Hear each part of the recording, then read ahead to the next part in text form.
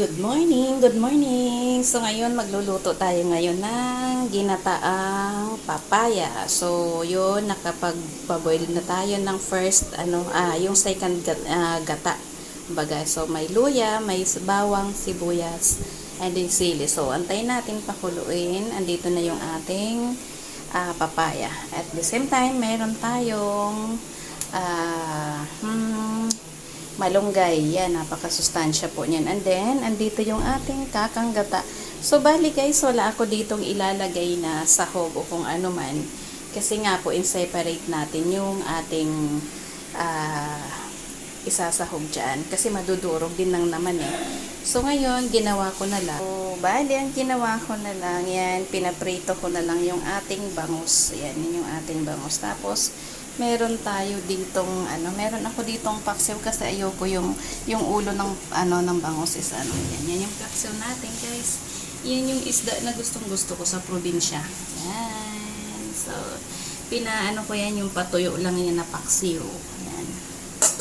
So, yan. Bali yung ating gulay is walang sahog po. Yan. Yan. So, kumukulo na siya guys. So, ilalagay na natin yung ating papaya. Yan.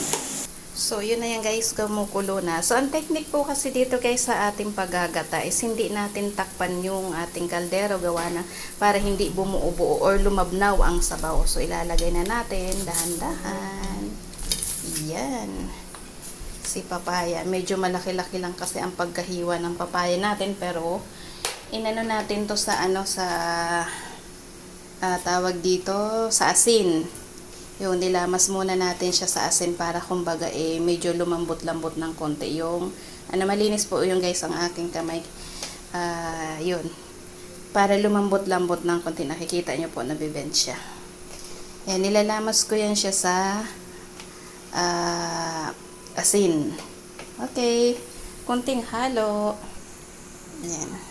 So guys, kung nakikita nyo ako, pag once na yung parang komportable ako sa chopstick kasi pag nagluluto ako. Kasi kung, ayaw ko lang sa yung pag maghahalo kasi parang kung sandok parang nadudurog lalo. Yeah. So nakita nyo yun guys, medyo na yan. Ayan. So hayaan lang natin yan guys ng kumulo at saka kumonti yung pangalawang gata natin hanggang sa maluto yung natin papaya. So yan, antay natin guys. Hindi ko po yan guys tatakpan. So yan guys, binalikan natin. Ito na, konti na lang yung niya, yung tubig niya. Yan, yung tubig, yung gata. Yan. So baliting na natin ulit yung texture nung natin. Yan. So, medyo na, okay na siya na. Medyo paluto na din siya, guys. Kunting na lang, kunting bawas na lang nito para mailagay natin yung ating kakanggata. Ayan.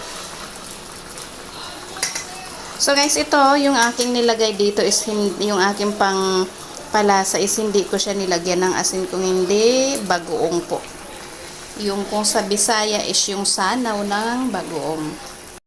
So, naglalagay ako ng paminta dito sa ating yan.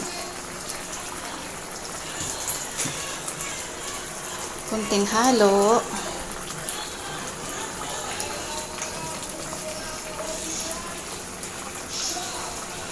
Parang may sahog na rin ito guys kasi nga yung sabaw ng bagoong yung aking tinimpla dito. Yan. Pero medyo na siya yung brown na yung gilid. Tapos ilagay natin mamaya yung kakanggata. 5 minutes more. So, ayan na guys. Ito na. So, ngayon ilalagay na natin po yung ating kakanggata. Kung napapansin nyo po yung ating kakanggata is nito kalahati yan. May hati. Ito, yung hati nito ng ating kakanggata is ito yun ang pinaka So, bali ito ang kalahati nito is water. So, ito lang ang ilalagay ko. Tingnan nyo po ang paglalagay ko niya. Hindi ko ilalagay yung yung pinaka tubig sa ilalim. Yan guys. Yan. Ito lang yung ilalagay natin. Yan.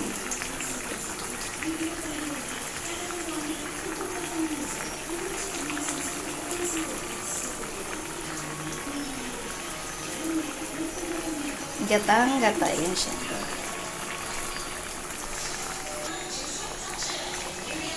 So, andyan na yung ating kakang-gata. Pakulo naman natin ulit ng siguro mga few minutes ganyan hanggat sa maluto yung ating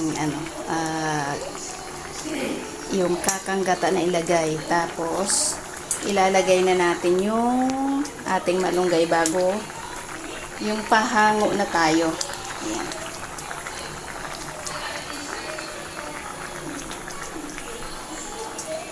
Balik na tayo guys. So ilagay na natin yung ating malunggay. Ito na yung ating malunggay.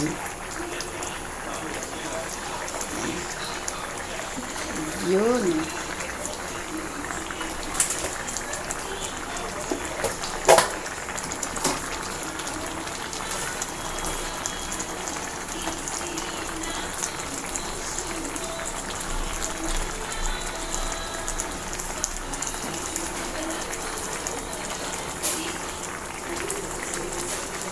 Okay.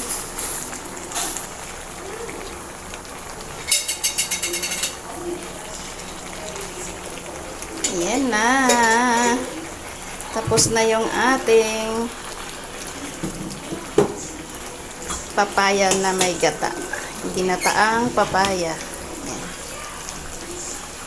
Sa probinsya nito is mamimitas lang tayo eh.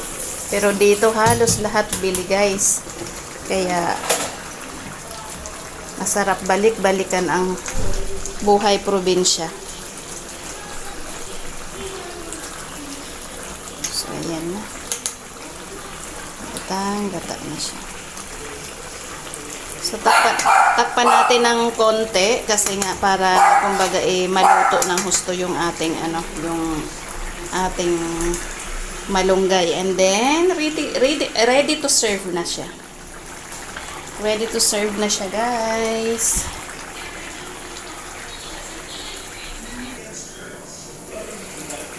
Yun.